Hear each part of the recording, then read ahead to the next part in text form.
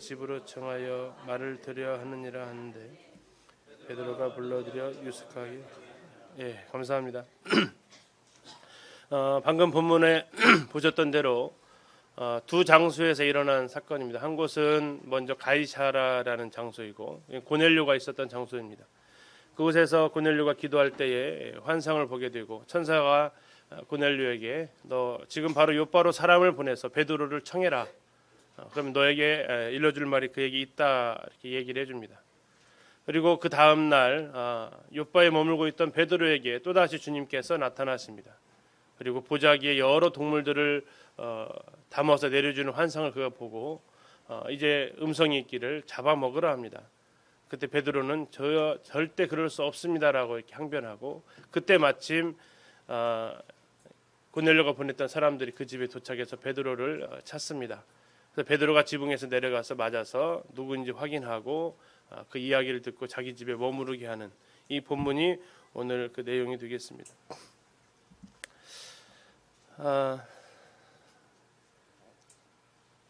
뭡니까? 뭐 같아 보이세요?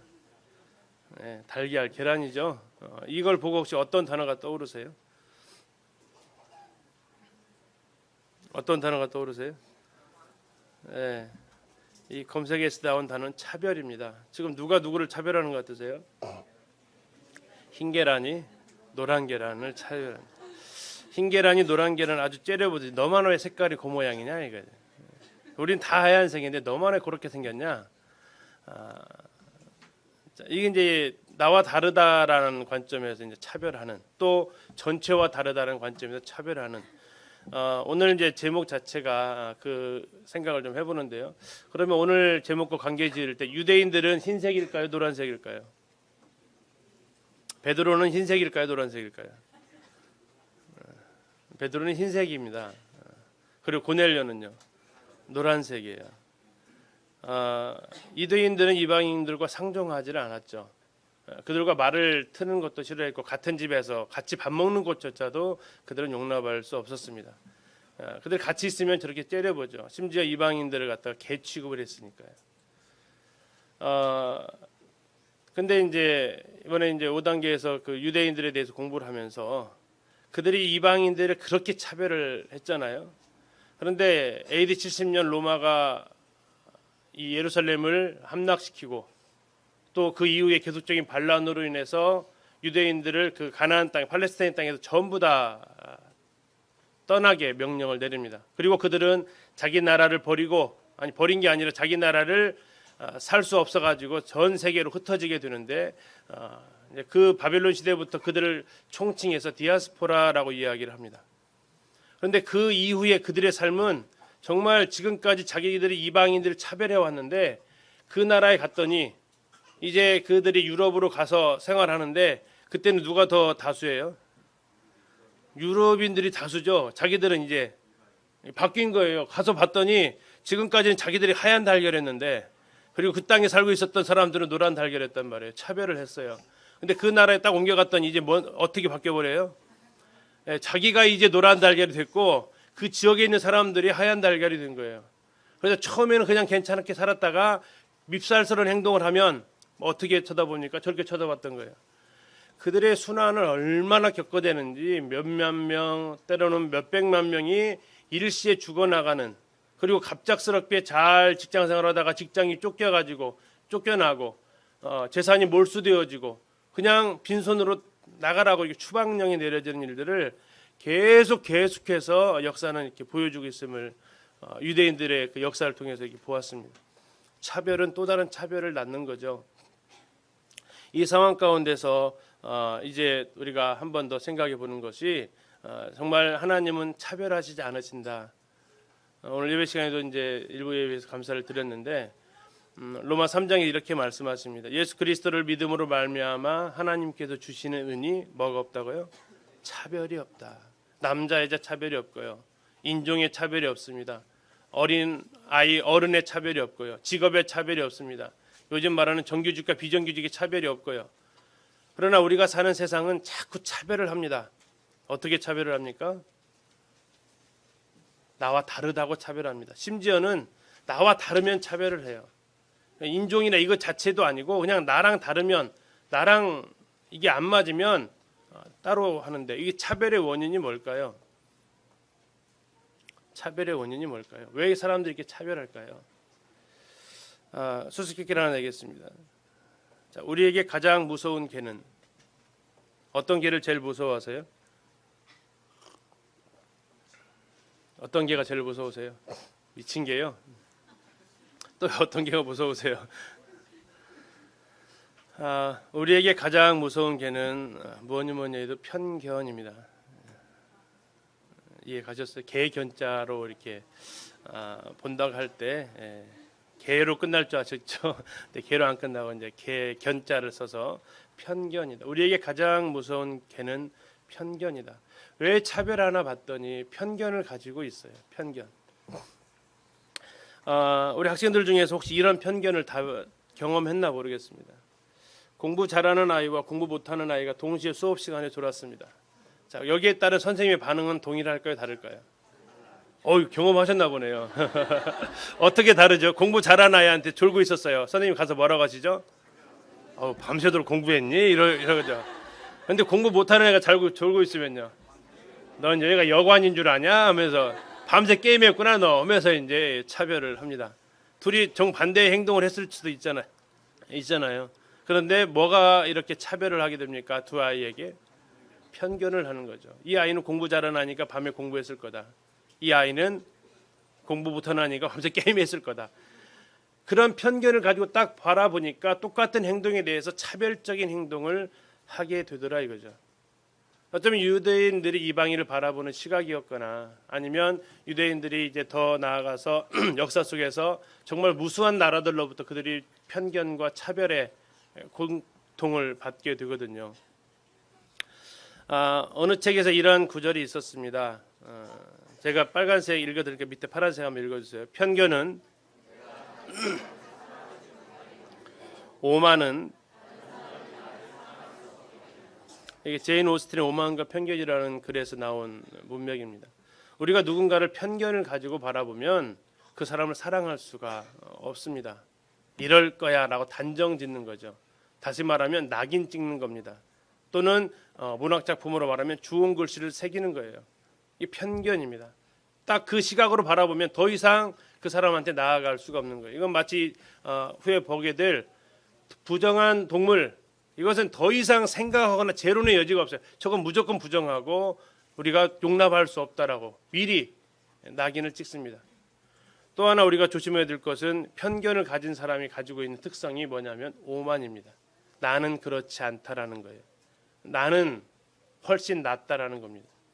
오만은, 그래서 오만한 사람은 다른 사람이 그 사람을 사랑하기가 참 어렵습니다. 항상 자기가 옳다고 얘기하는 사람, 오만한 사람. 오만과 편견은 오만한 남자와 편견을 가진 여자의 사랑 이야기라고 이렇게 나오는데, 둘이 참 얼마나 사랑이 힘들었을까 생각도 해봅니다. 어쨌든 우리는 다른 사람을 바라볼 때, 또는 어떤 사건을 바라볼 때 정말 편견이 없는가, 그리고 그 편견은 어쩌면 그 오만에서 나올 수도 있지 않나, 그리고 그 편견은 더 나아가서 차별을 만들어낸다는 겁니다. 이 본문의 연구를 마치고 또다시 제목을 뭐라고 지을까 굉장히 고민을 했습니다. 그래서 편견에서 벗어나기 했다가 그 다음날 편견에서 벗어날 수 있을까? 자꾸 나에게 맞추다 보니까 이게 답이 안 나오더라고요. 그래서 마지막 어제 저녁에 최종 지은 제목이 하나님께 다시 집중하자. 하나님 그분은 어떠하신 분인가 했습니다.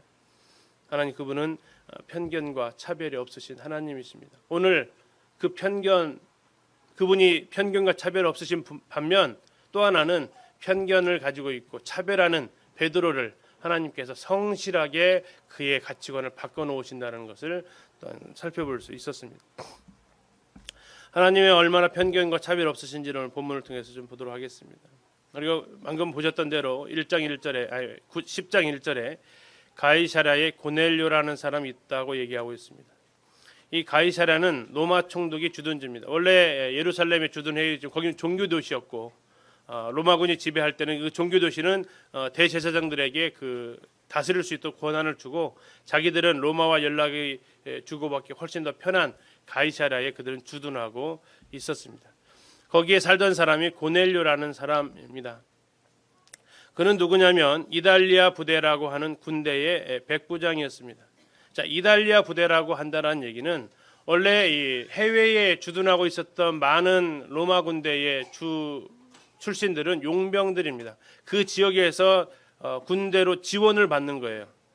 그래서 월급을 주면서 또는 이제 착출해 가지고 이렇게 하는 사람들인데 이달리아 부대라고 한다는 얘기는 이탈리아 출신의 로마 정예 병력을 그가 거느리고 있었다라는 얘기입니다. 그러니까 특수 부대죠. 순수한 로마인들로 구성되어진 그런 부대이기 때문에 이달리아 부대라고 이렇게 칭하는 것이 좀 더 있는 것 같습니다. 그리고 그는 군대의 백부장이었습니다. 오늘날 말하면 약 대위 정도의 계급을 가지고 있는 위치였다라고 이렇게 볼 수 있습니다. 그런데 더 중요한 것은 그를 소개하기를 2절에 그가 경건했다라고 얘기하고 있습니다. 경건했다. 이 성경에는 우리말로 경건이라는 단어가 여러 곳에서 쓰이지만 이 헬라어로 말하고 있는 이 유세베스라는 이 단어는 성경에 딱 3번 나옵니다.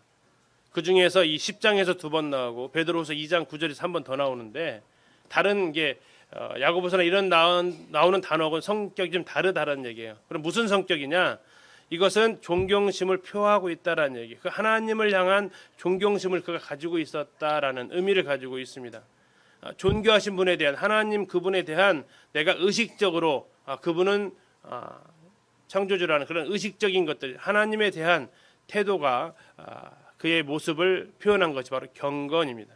그러면 그가 경건한지를 어떻게 알 수 있느냐? 그것이 3가지를 통해서 그의 경건은 입증이 되어졌습니다. 첫 번째는 온 집안과 더불어 하나님을 경외했다라고 얘기합니다. 온 집안과 더불어 하나님을 경외했다. 개인의 경외도 굉장히 쉽지 않은데 온 집안이 경건했다는 얘기입니다. 온 집안 사람들이 하나님을 경외하게 만들었고 이것은 우리가 다음에 보게 될 텐데 베드로를 초대했을 때에 그의 온 가족을 다 모이도록 하고 그래서 베드로의 설교를 온 가족이 들을 수 있게끔 합니다. 그의 영적인 영향력을 볼 수 있는데요. 이 온 집안과 더불어 하나님을 경외했다는 얘기는 오늘날 이 자리에 계신 우리 아버지들의 책임을 우리가 생각하게 해보는 부분입니다. 오늘 아버지들의 책임이 뭡니까? 바로 온 집안이 하나님을 경외하는 가정이 될 수 있도록 그 영적인 리더십을 구축하시는 것이 고넬료를 통해서 우리가 볼 수 있는 하나의 중요한 책임인 것 같습니다. 그런데 그를 가리켜서 하나님을 경외했다라고 나와 있습니다. 이 사도행전에서 하나님을 경외했다라는 그 뜻은 뭐냐면 하나님을 두려워했다라는 그 의미를 가지고 있는 것이 아닙니다. 나중에 13장에 가서 좀 더 자세히 보겠지만 유대인 회당에는 3그룹의 사람들이 모여 있었습니다. 3그룹의 사람들이 회당에 모이는데 이 우리 교육 가운데 이렇게 좀 모이시는 것처럼 안식일 날 되면 사람들이 이렇게 안식일에 이렇게 나옵니다. 휴당으로 3그룹이 있었는데 하나는 정통 유대인들이 있습니다. 다시 말하면 핏줄 자체가 유대인인 사람, 혈통적으로 유대인인 사람이 있어요. 그들을 가리켜서 이제 뭐 형제들아라고 표현을 합니다. 베드로나 또는 바울이 표현할 때. 두 번째는 유대교를 개종한 사람들이 있습니다. 원래 유대인이 아닌데 그들은 할례를 받았고 그리고 그들은 유대인의 정결법대로 음식을 먹습니다. 이스라엘에 가면 코셔라고 그래요. 코셔. 그래서 그들의 음식을 해먹는 방법이 정해져 있어요. 그것은 이제 레위기에 나와 있는 그 법을 따르는 겁니다. 그래서 그것을 준수하겠다고 그리고 나 할례 받겠다고 한 사람들이 이제 개종을 합니다. 그들을 가리켜서 이스라엘 사람들을 이렇게 표현하기도 합니다. 3번째 무리의 사람이 있는데 그 3번째 무리가 누구냐면 바로 하나님을 경외하는 무리가 있습니다. 하나님을 경외하는 무리라는 얘기는 뭐냐면 당시에 뭐 잘 아시는데 그리스 로마 신화 들어보셨을 거예요. 거기에 보면 정말 신들이 이게 신인지 사람인지 몰라요. 질투라는 질투는 온갖 다 하고 지들끼리 싸우고 이것은 신이 아니에요. 그리스 로마 신화는 신을 사람의 위치까지 내려놔 버렸고요. 또 사람이 아주 잘하면 신이 되었다라고 얘기합니다. 이 그리스 로마 신화는 바로 신과 사람을 막 섞어놔 버린 것이 그리스 로마 신화인데 그러한 모습들에서 보고 자란 사람들이 당시에 헬라어로 성경이 번역되어 나가면서 그들은 유대교의 하나님을 접하게 됩니다. 근데 그 유대교 하나님은 자신들이 여태까지 그리스 로마 신화에서 듣고 있어서 그런 신, 흔히 말하는 제우스나 이런 신과는 너무나도 차별적인 분이었어요. 그래서 그들은 그게 진짜 신이 아니고 이 유대교에서 말하고 있는 이 성경에서 말하고 있는 그 신이 하나님이다라는 것을 인정하게 되고, 그래서 그 하나님의 말씀이 전파되어지는 회당을 찾아가는 사람들입니다. 단 그들은 두 가지를 못해요. 무엇을 못합니까? 첫째는 할례를 받을 수 없었어요. 두 번째는요, 유대인의 정결법, 음식 먹는 코셔를 지키지 못했어요. 그럼에도 그들이 추구하는 것은 뭐냐면 유대인의 신은 참 신이다라는 걸 추구하는 사람들이었습니다. 그때 사용되어진 단어가 하나님을 경외했다라는 단어입니다. 자, 이 고넬료는 그렇다면 유대교를 지금 개종을 한 거예요, 못 한 거예요? 아직 유대인이 유대 종교에 들어갈 수 없었습니다. 왜냐하면 그때 자신의 사회적인 신분도 있고 로마의 문화는 목욕 문화예요. 목욕 문화는 있는 모습 그냥 나체로 그 목욕탕에 가서 목욕을 할 때 할례를 받았는지 안 받았는지가 확 드러나는 거죠. 그래서 그는 아직까지 유대교에 대해서 존경을 표하고 관심이 있었지만 아직 개종하지는 못하고, 그러나 하나님이 정말 신이라는 것을 인정하는 상태에 있었던 사람, 그들을 가리켜서 하나님을 경외한다라고 표현합니다.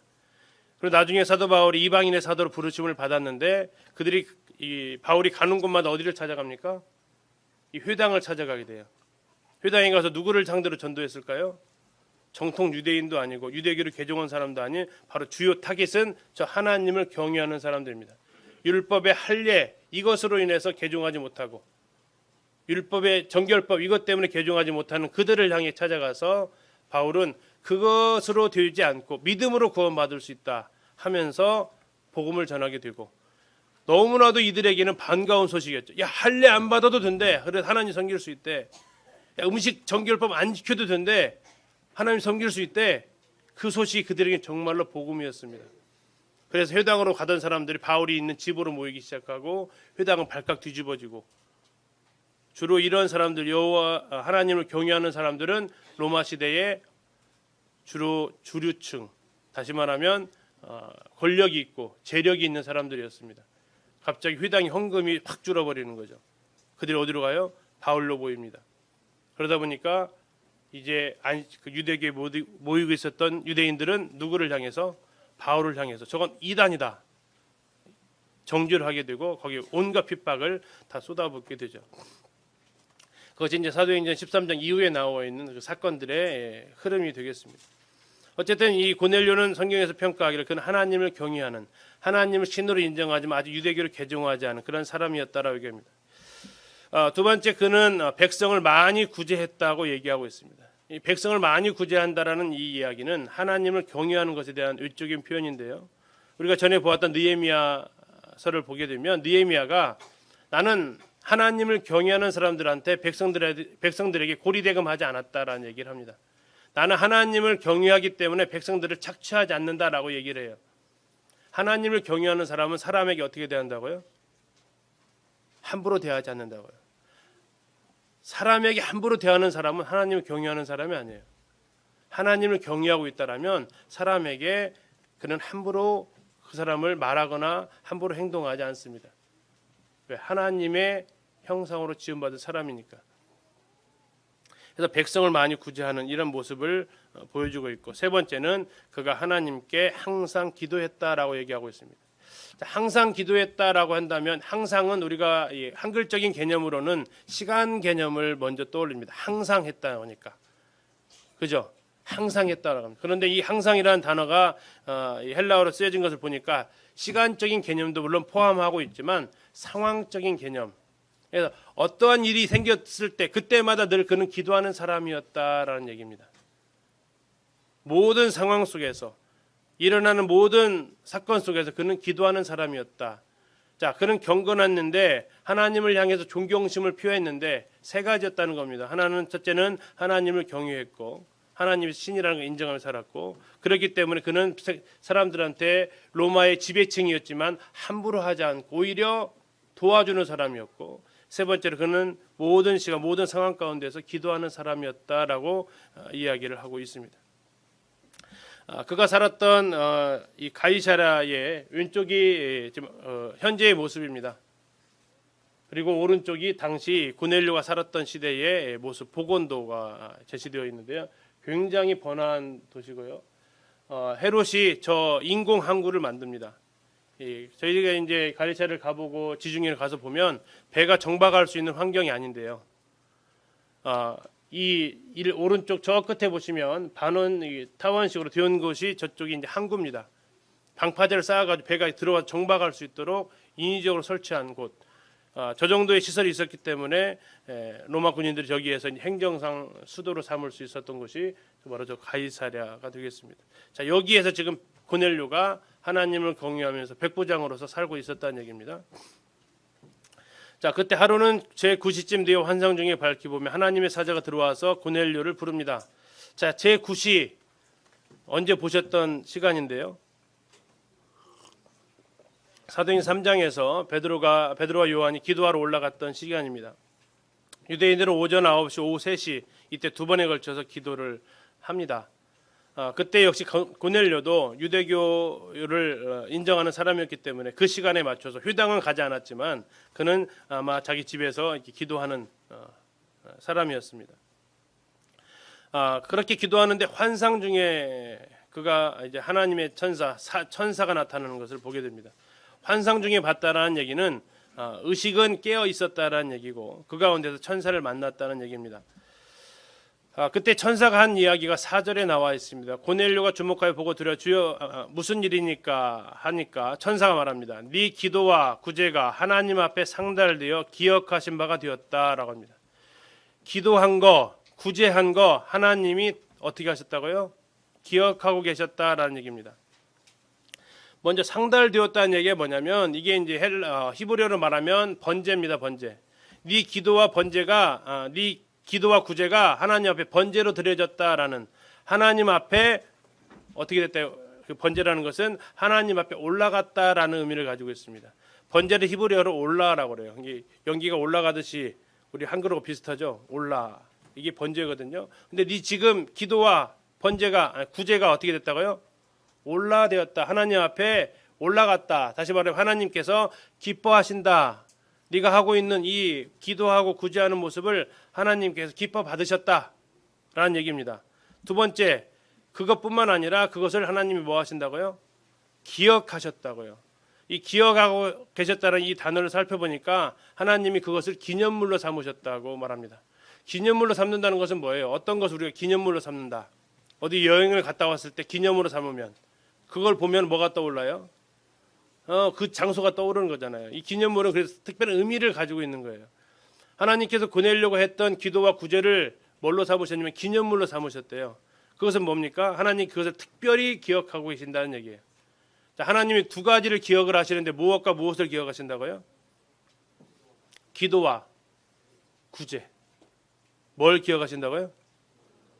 기도와 구제. 하나님이 그 많은 삶에 있어서 기억하시는 거. 올 한 해 하나님께서 우리 성도님들이 하셨던 그 많은 섬김들, 사역들 있으셨을 거예요. 근데 하나님께서 기억하시는 것이 따로 있어요. 여기를 보니까 뭘 기억하신다고요? 내가 하나님 앞에 기도한 거. 또 하나는요. 내가 사람들을 구제한 거. 한번 1년을 마무리하는 이 시점에서 한번 생각해 보시죠. 제가 사역하면서 가장 부족한 부분이 이 부분들인 것 같아요. 열심히 일은 하는데 기도를 별로 안 하는. 그런데 하나님은 기념물로 삼으실 때 올 한 해 우리의 삶을 기념물로 딱 떼어놓으실 때 무엇을 떼어놓으신다고요? 네가 기도했냐? 네가 나에게 기도한 거. 그리고 다른 사람한테 네가 구제한 거. 다른 사람들의 어려움을 돌아본 거. 이 두 가지가 하나님께서는 기억하신다고요. 고넬료의 그 삶 속에서 다른 모든 것들, 다양한 것들이 있었겠지만 하나님이 기억하시고 하나님이 기뻐 받으시는 것은 이 두 가지라는 얘기예요. 이 말씀을 이제 보면서 제 삶을 다시 한번 돌아보게 되는데 정말 기도하는 삶, 구제하는 삶. 이 부분은 굉장히 중요합니다. 이것은 아까 고넬료 예를 볼 때 하나님을 경외하는 삶의 두 가지 삶의 형태입니다. 하나님을 경외하기 때문에 기도하게 되고 하나님을 경외하기 때문에 사람들한테 함부로 하지 않고 오히려 그들을 도와주는 일을 하게 됩니다. 내 삶 속에 올 한 해 내 삶 속에 정말 내 기도하는 모습은 하나님 앞에 기념물로 남아 있다면 그 기념물은 얼마만한 크기일까요? 내가 기도하는 그 삶은 하나님께서 기뻐 받으시는 하나님께 번제를 올려가지는 하나님께 상달되어 가는 거라고요. 기도 없이 행한 사역이 아니라 기도와 함께한 사역. 그래서 우리가 주님 앞에 기억하시는 올 한 해, 아니 주님께서 나를 기억해 주시는 그 한 해는 내가 하나님 앞에 기도한 겁니다. 기도하는 삶. 그리고 다른 사람을 향해서 베풀어진 그 손길. 이것이 하나님께서 기억하시는 부분이죠. 그러면서 지금 이제 고넬료에게 하나의 지시를 합니다. 네가 지금 사람들을 욥바로 보내라. 그러면 베드로라는 시몬을 만날 것이다. 그는 무두장이 시몬의 집 욥바 해변에 있다라고 얘기합니다. 우리는 그 다메섹으로 가는 바울에게 주님께서 나타나셔서 복음을 전하실 수 있는 상황이었잖아요. 충분히. 그럼에도 불구하고 아나니아한테 가라라고 얘기하셨어요. 이 상황도 지금 비슷한 상황이에요. 천사가 와가지고 복음을 못 전하겠습니까? 그러나 천사는 그럴 자격이 없어요. 하나님께서는 천사에게 그럴 자격을 주신 것이 아니고 대상자를 알려주는 거죠. 결국 복음은 누가 전해야 됩니까? 베드로가 전해야 되는 거예요. 하나님은 오늘 이 시대에도 천사를 통해서 얼마든지 일을 하실 수 있다고요. 그런데 하나님은 그들을 통해서 일하고 싶으신 게 아니에요. 누구를 통해서요? 나를 통해서 그 일들을 하고 싶으신 거예요. 자, 욥바 해변에 있는 무두장이 시몬의 집에 있다. 가이사랴 욥바까지 있다. 지도로 보겠습니다. 약 한 50km 떨어져 있습니다. 가까운 거리에 있으니까 가서 찾아라. 그런데 그가 어느 집에 있다라고까지 다 알려줘요. 그러면 가서 확인하면 이 계시가 얼마나 정확한지를 알게 해줍니다. 자, 7절에 보니까 마침 말하던 천사가 떠나매 이렇게 나와 있어요. 뉘앙스가 어떠세요? 마침 했다는 얘기는요. 뭐가 딱 맞아 떨어진 것 같은 느낌인데 이 단어가 이제 뒤에도 마침이라는 단어가 또 나옵니다만 언어적으로는 서로 다른 단어가 쓰였습니다. 여기서 보니까 이 마침은 무슨 뜻이냐면 뭐뭐 하자마자라는 뜻이에요. 그래서 좀 번역을 쉽게 바꾸면 이런 거예요. 천사가 말을 마치고 떠나자마자 천사가 떠나자마자 고넬료가 하인 둘과 경건한 종을 부릅니다. 지체하지 않았다는 얘기죠. 지체하지 않았습니다. 오늘 혹시 올 초에 주님께서 나에게 무슨 말씀을 주신 것이 혹시 있으세요? 근데 계속 미루고 버티고 혹시 이런 거 있으면 올 해 가기 전에 마침 하자마자 우리가 실행되어졌으면 좋겠습니다. 자, 그리고 이제 집안 하인 둘을 보내고 제가 이제 충격을 받았던 게 또 하나인데 이 부분인데요. 부하 가운데 경건한 사람 하나를 불렀어요. 자기가 아까 자기를 고넬료를 가리켜서 2절에서 뭐라고 표현했습니까? 10장 2절에서 그가 경건했다라고 나와 있어요. 경건이라는 단어 유세베스가 3번 쓰였는데 여기서 첫 번째, 여기 두 번째, 여기 7절에서 또 하나 쓰였어요. 두 번째로 부하 가운데 경건한 사람이 있었대요. 부하 가운데 고넬료의 이 경건함은 첫째는 누구에게 영향을 미쳤습니까? 그 온 집안 사람에게 영향을 미쳤어요. 두 번째, 이 고넬료의 경건함은 누구에게 미쳤어요? 그의 소속 부대원들에게까지 영향력을 주었어요. 물론 100명이 다 영향력을 받은 것 같지는 않습니다만 그러나 그의 경건의 영향력은 그의 부하들까지 영향력을 미치고 있었다는 거죠. 내가 경건합니까? 이 내 경건함은 내 경건함으로 표현되어지는 것도 있겠지만 내가 영향을 주고 있는 사람들이 과연 그 영향력 가운데 있느냐가 또한 우리로 생각해 보게 합니다. 자, 그리고 이제 그들을 욥바로 보냈는데 이게 이제 이스라엘 지도인데 좀 확대해서 좀 보겠습니다. 저 위에가 지금 가이사랴 누가 살고 있죠? 고넬료가 살고 있었습니다. 그래서 환상을 봤습니다. 그래서 천사가 나타나서 너 지금 어디로 가라고요? 욥바로 가라고 합니다. 이 밑에가 욥바입니다. 욥바로 가라. 거기에 누구 있어요? 베드로 있을 것이다. 그를 데리고 와서 너 말씀을 들어라라고 이야기를 하는 겁니다. 이 저 거리가 약 50km 정도 해안선을 따라서 쭉 이어져 있습니다. 결국 이제 그 하인 둘과 그 병졸은 욥바를 향해서 갑니다. 50km 정도 갑니다. 자, 이튿날 그 다음 날이 됐어요. 자, 아까 오후 3시에 기도 중에서 환상을 봤죠. 그러고 나서 천사가 떠나자마자 명령을 내서 가라고 그랬어요. 천사들이 그날 갔을까요? 다음 날 갔을까요? 그날 출발한 것으로 보입니다. 왜냐하면 이 거리가 50km이기 때문에 그날 아마 출발한 것으로 보여져요. 명령이 급했기 때문에 순종도 급하게 이루어진 것 같습니다. 그리고 이튿날 그 다음 날 그들이 가다가 이제 욥바 성에 가까이 도착하게 됩니다. 근데 성경은 이렇게 얘기합니다. 그때에라고 해요. 그때에 성에 가까이 갔을 그때에. 이따 한번 더 살펴보고요. 베드로는 뭐 하러 갔습니까? 기도하려고 지붕에 올라갔는데 그 시각은 몇 시요? 제6시. 제6시는 낮 12시입니다. 자, 기억나십니까? 유대인들은 기도를 몇 번 했다고요? 몇 시요? 3시와 제9시. 오전 9시하고 오후 3시. 지금 베드로는 몇 시에 기도하러 갔어요? 낮 12시인데 기도하러 갔어요. 이때는 공식적 기도 시간이 아니에요. 근데 이때 기도했던 성경 인물이 둘이 있어요. 다윗이 그렇게 기도했고요. 다니엘이 하루 3번 기도했다라고 우리는 알고 있습니다. 그런 믿음의 선배들의 본을 쫓아서 베드로도 역시 이 시간에 기도를 하러 올라갑니다. 기도를 하러 올라갔는데 어디로 올라갔습니까? 지붕에 올라갔어요. 지붕은 오늘처럼 슬라브 지붕처럼 되어 있습니다. 거기 이제 흙으로 슬라브를 만드는 거죠. 이렇게 그 평평 지붕으로 올라가서 그는 기도를 하러 올라갑니다. 기도는 아무 때나 아무 장소에서는 할 수 있습니다만 정말 우리가 정해놓고 기도하는 시간, 정해놓고 기도하는 장소가 필요함을 사도행전은 여러 차례에서 모델로 제시해주고 있습니다.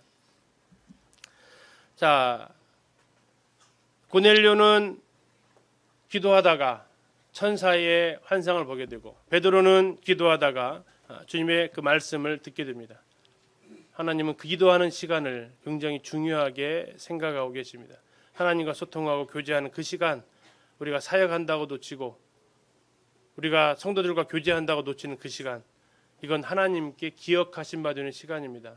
올 한 해 마무리하면서 우리가 다시 주님의 그 기도하는 그 시간에, 또 교회가 수요일 날 간증 말씀 집이 끝나고 기도하는 그 시간에 우리가 함께 더 기도에 힘을 모을 수 있기를 또 우리가 생각하게 됩니다. 10절에 보니까 그가 시장했대요. 자, 시장하신가요 지금요? 우리는 하루에 몇 끼 먹죠?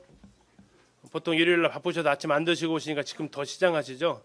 베드로가 딱 그 상태예요. 자, 그들은 유대인들은 당시에 몇 시에 밥을 먹냐면 오전 10시하고 오후 6시 딱 하루 2끼 먹었던 시대예요. 하루 3끼 다 챙겨 먹는 거 얼마 되지 않았대요. 이때 당시면 하루 2끼 먹었다고 얘기해요. 그러면 오전 10시에 먹었는데 12시에 배고플까요? 물론 일부 몇 명은 배가 고파요. 그렇죠? 그러나 정상적인 그 위를 가지고 있는 사람은 2시간밖에 안 됐기 때문에 배가 고플 시간은 아니에요. 그러면 무엇인가에 의해서 아침을 건너뛴 상황이에요. 하나님이 그 지금 맞춰가는 장면 같아요. 그래가지고 베드로가 시장한데 사람들이 또 음식을 준비하고 있어요. 이건 베드로 혼자만의 문제는 아닌 것 같아요. 온 집안 식구가 뭐 철야 기도를 했는지 뭐 했는지 하여튼 늦잠을 잤는지 아침을 건너뛴 상황 가운데서 베드로는 12시에 기도하러 올라갔고 갑자기 배가 고파져옵니다.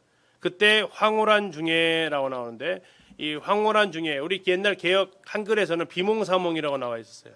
근데 번역이 바뀌었는데 그 이유는 비몽사몽보다는 황홀한 경이 좀 더 나은 것 같습니다. 그 의미는 뭐냐면 제정신이 아닐 때가 아니고요. 영적으로 이렇게 예민해져 있을 때라는 의미를 가지고 있다고 합니다. 영적으로 각성되어져 있을 때. 그때 하늘이 열리며 한 그릇이 내려오는 것을 보니 큰 보자기 같고 내 귀를 메어 땅에 들이었더라. 자, 하늘이 열렸다라고 얘기하고 나와 있습니다. 하늘이 열렸다. 이것을 어느 화가가 그림으로 표현해 봤는데요. 하늘이 열렸다라는 기록 혹시 어디서 보신 적 있으세요? 예수님 침례 받으실 때 하늘이 열렸다라고 나오죠. 자, 이 하늘이 열렸다는 얘기는 뭡니까? 이 일은 하나님께로부터 시작되었다라는 의미를 가지고 있습니다. 하늘이 열렸습니다. 그리고 저렇게 커다란 내 귀퉁이에 이 천으로 된 천이 내려와서 거기에는 온갖 동물들, 새 종류, 육지, 또 땅에 기어다니는 거, 날아다니는 공중의 새들이 이렇게 함께 내려오게 됩니다. 그때 이제 소리가 있어서 얘기합니다. 베드로야 일어나 잡아먹어라. 잡아먹어라 했습니다. 잡아먹어라. 그러면 어떻게 됩니까? 잡아먹으면 되죠. 근데 문제는 뭡니까? 그 안에 땅에 기는 것이 들어가 있어요. 어떤 동물이 있는지는 모르겠습니다. 그러나 어쨌든 성경에서는 땅에 기어다니는 것은 뭐한 거예요? 부정한 거예요. 네 발 가진 짐승 중에도 물론 부정한 짐승이 있죠. 되새김질하지 못하는 거나 돼지같이 또 굽이 갈라지지 않은 거, 이런 것들은 부정한 음식입니다. 공중의 새들도 마찬가지고요. 자, 이런 가운데서 베드로한테 얘기합니다. 베드로야 일어나 잡아먹어라 합니다. 근데 이 사건 전에 예수님께서 마가복음 7장 19절에 이렇게 얘기하세요. 사람이 더럽게 되는 것이 속에서 나오는 거냐 속으로 들어가는 거냐 예수님께서 말씀하신 적이 있어요. 속에서 나오는 것이 사람을 더럽게 합니까? 속으로 들어가는 게 더럽게 합니까? 속에 나오는 게 더럽다 하죠. 그러면서 예수님께서 마가복음 7장 19절에 뭐라고 하셨냐면 모든 음식물은 깨끗하다 하셨어요. 뭐라고요? 모든 음식물은 깨끗하다. 이 예수님께서 하셨던 말씀이에요. 이미 베드로는 이 이야기를 들었어요, 안 들었어요? 들었어요. 모든 음식물은 깨끗하다. 이미 예수님께서 그렇게 정하셨어요. 그런데 지금 이 그 첫 번째 들었던 음성에 대한 시험이 이제 베드로한테 잡아먹으라 합니다. 왜? 다 깨끗하니까. 음식이 사람을 더럽게 하지 못하는 거니까 먹으라고 했어요. 근데 베드로의 답변은 뭡니까? 주여, 그럴 수 없나이다. 속되고 깨끗하지 아니한 것을 내가 결코 먹지 아니하였나이다. 베드로가 뭐라고 했다고요? 주여, 그럴 수 없나이다. 이게 이제 스크로기가 이야기하기를 이것은 최대의 모순이다라고 얘기합니다. 왜 모순일까요? 누구든지 주여라고 말했으면 그 뒷단어는 뭐 해야 돼요? 그렇게 하겠습니다라고 해야 되고, 누구든지 그럴 수 없나이다라고 말했다면 그 앞에 있는 단어는 주님을 붙여서는 안 된다라는 겁니다.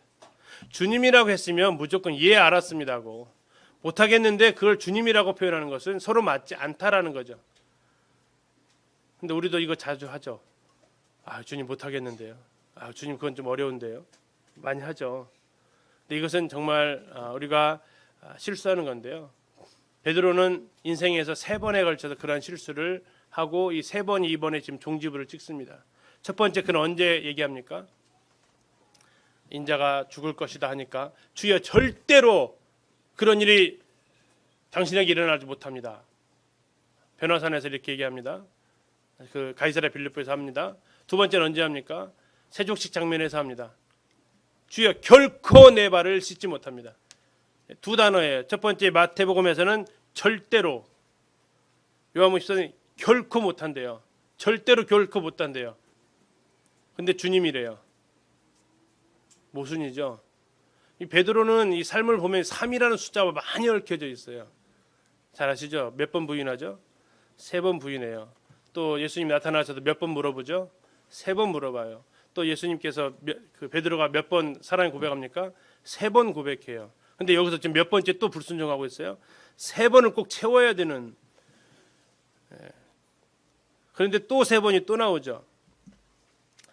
자, 그러면서 하나님께서 말씀하십니다. 하나님께서 깨끗하게 하신 것을 네가 속되다 하지 말아라. 자, 16절에 보니까 이런 일이 몇 번 있었다고요? 3번. 꼭 3을 채우셔야 돼. 우리도 한 번에는 잘 안 듣죠. 한 번에는 잘 안 들어요. 2번, 3번. 이래서 3, 4번이 나왔나 봐요. 3, 4번.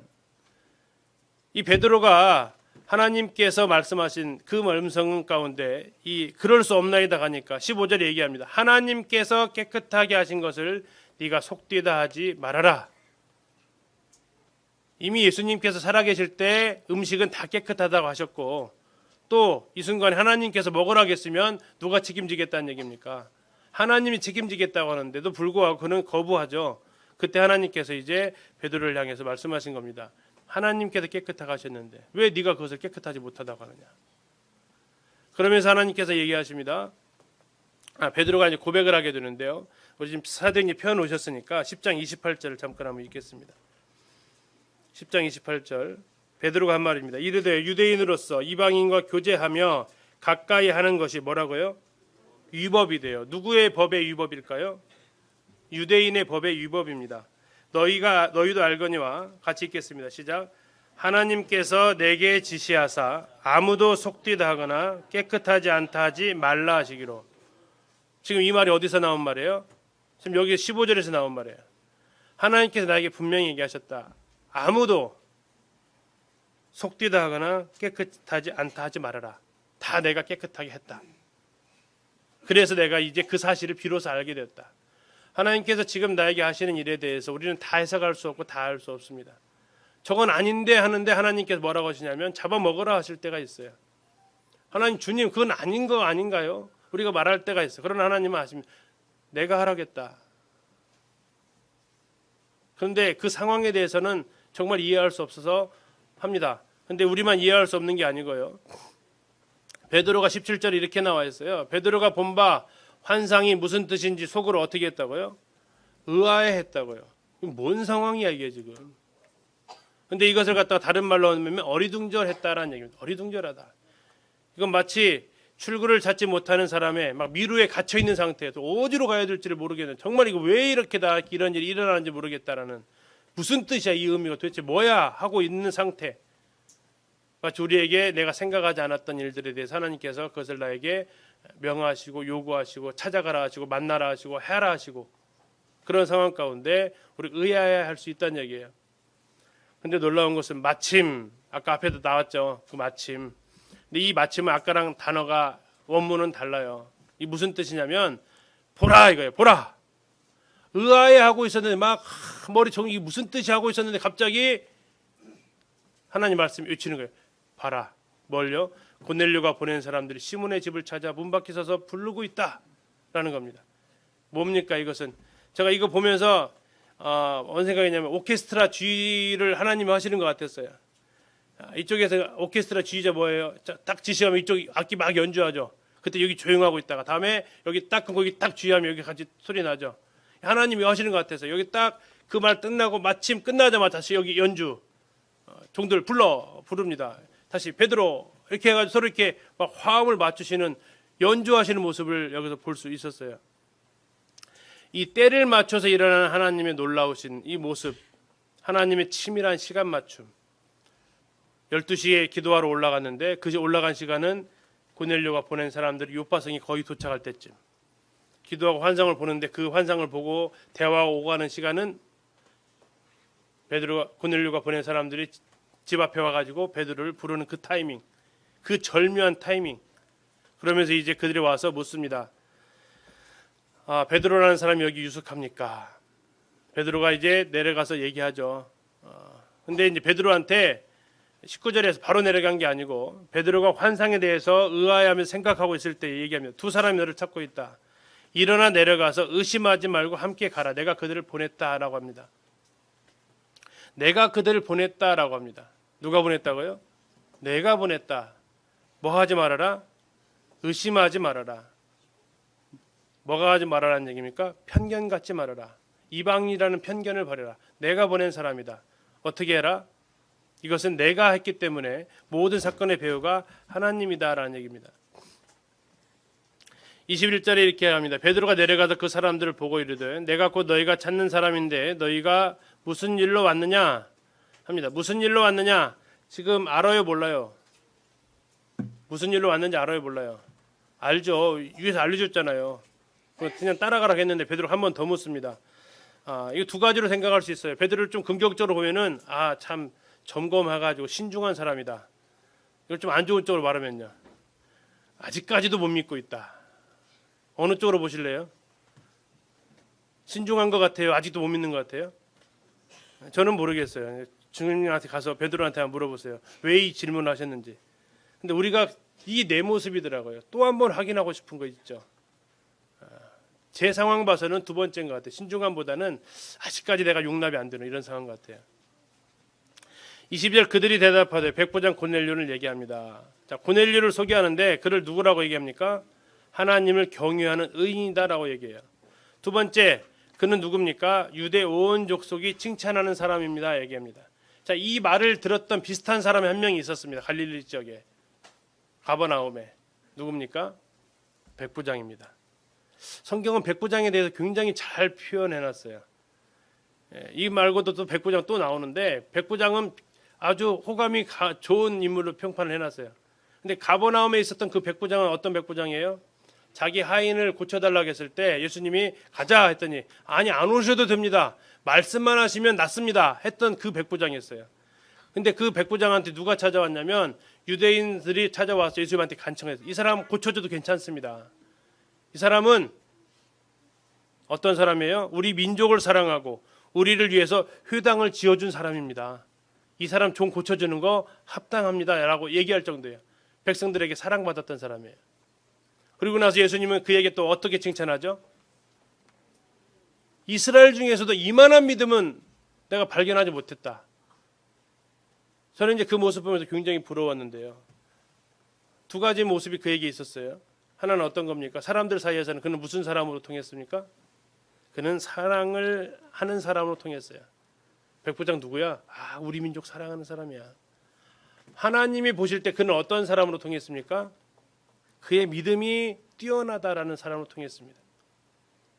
사람이 보기에 가장 큰 칭찬은 뭐니 해도 그는 사랑의 사람이야. 하나님이 보시기에 가장 큰 칭찬은 그는 믿음의 사람이야. 그건 창세기부터 계속해서 이어지는 평판입니다. 근데 그걸 누가 가지고 있어요? 백부장이 가지고 있어요. 백부장. 근데 여기서도 동일하다고요. 좀 부럽긴 합니다.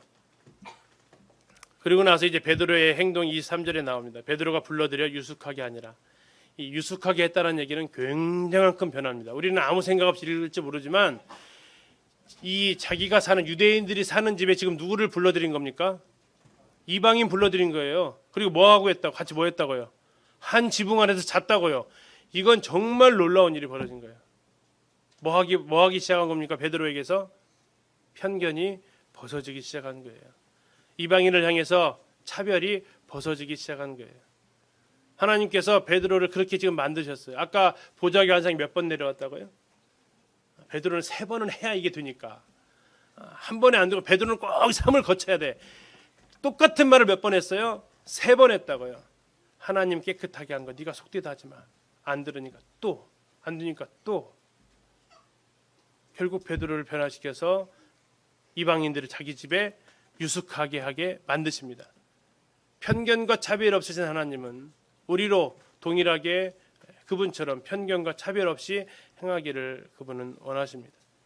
그것이 내가 상황에서 보실 때에 주여 결코 그럴 수 없습니다 하는 상황일지라도 하나님께서 내가 했다라면 주여 그렇게 하겠습니다 하는 고백이 이게 바로 우리가 편견과 차별에서 벗어날 수 있는 길이 아닌가 싶습니다. 그것은 바로 우리가 하나님 앞에 기도할 때에 올 한 해 마무리 무엇이 제일 아쉬우십니까? 올 한 해 내가 마지막 한 가지를 하고 올해 한 해를 마무리한다면 무엇을 하시겠습니까? 제 개인적으로 얘기합니다. 생각해 봅니다. 그 어떤 것보다도 하나님께서 기억하시는 것을 해야겠다. 그게 두 가지 기억하시는 게 뭐였습니까? 기도와 구제였습니다. 하나님 앞에서 우리가 해야 될 것은 기도입니다. 그러면 하나님이 우리를 어떠한 사람이라고 칭찬하신다고요? 이만한 믿음을 보지 못했다. 또 하나는 뭡니까? 사람들을 향해서 뭐 하는 거예요? 구제하는 것을 합니다. 그러면 어떠한 평판을 얻게 됩니까? 우리 사람을 사랑하는 사람이었다라는 것을 얻게 됩니다. 성경에 기록되어지고 하나님께서 기억하시는 모습이 이 모습이라면 올 한 해 우리가 마무리하기 전에 우리가 하나님을 향해서는 기도의 사람으로, 사람을 향해서는 사랑의 사람으로 우리가 살아가면서